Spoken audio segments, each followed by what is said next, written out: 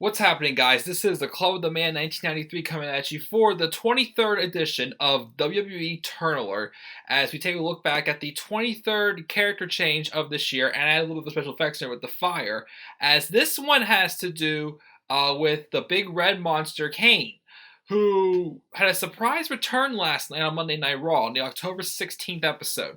So, Kane returned in the main event of last night's Raw. It was a steel cage match between Roman Reigns and Braun Strowman.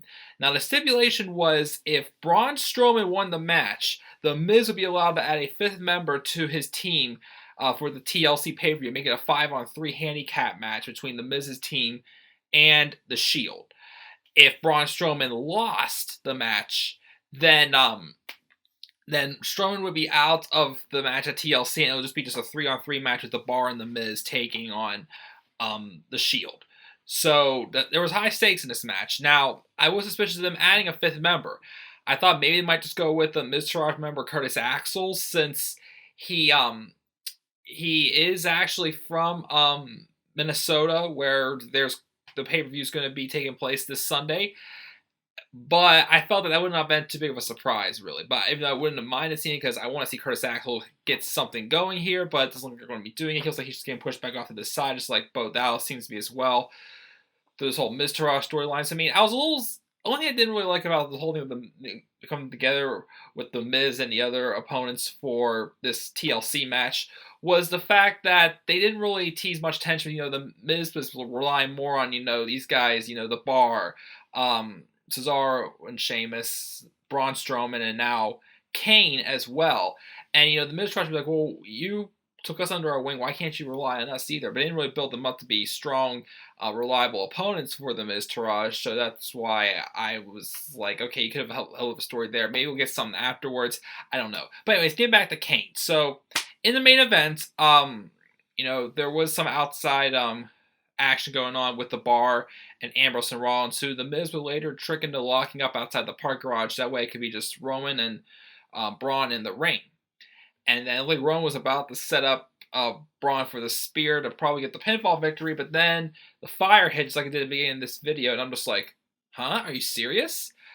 And yes, Kane returned. Kane has not been on TV, I believe, since last November, because last thing I remember about Kane was he was the one who Randy Orton turned on before we started the whole thing with Orton aligning with the Wyatt family.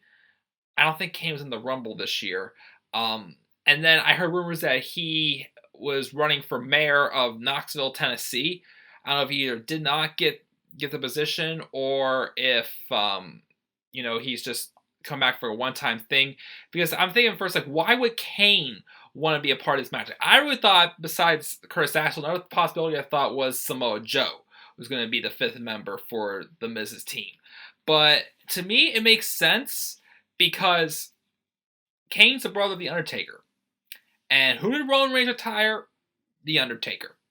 So Kane wants to come back and get his revenge, then that would make perfect sense why he interfered last night in the match and costed Roman Reigns the victory and is joining the fifth team.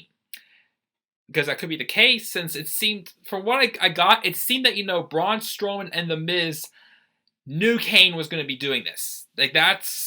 It seemed like they knew all along that this was the plan, because they also told Curtis Axel he wasn't going to be the fifth member anyway. So the thing is, though, if Kane is doing this in defense for The Undertaker, why should we be booing him, though? We should be loving him, because he's pretty much getting revenge on the guy who retired The Undertaker. We're still supposed to like him, Roman Reigns, but he's not going to be liked once the Shield split back up again. So it's just weird. And also, there was no explanation. Well, I mean, it may be just a one-time thing, Kane coming back just for this match, or it could be just a shorter run, maybe in Survivor Series. I don't know. I mean, Survivor Series coming up, that is where The Undertaker made his debut. So maybe, I know a lot of people, including myself, aren't too crazy about The Undertaker coming back for another match, but maybe The Undertaker will appear to get his revenge on Roman.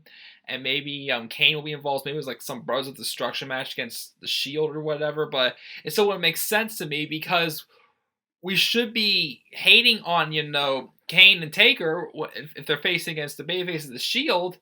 But Roman Reigns is the guy who retired him. It wouldn't make sense, but I mean, I still think, this is good for what it is. Like, I'm alright with this heel turn. I'm alright with Kane, being added as a 5th member.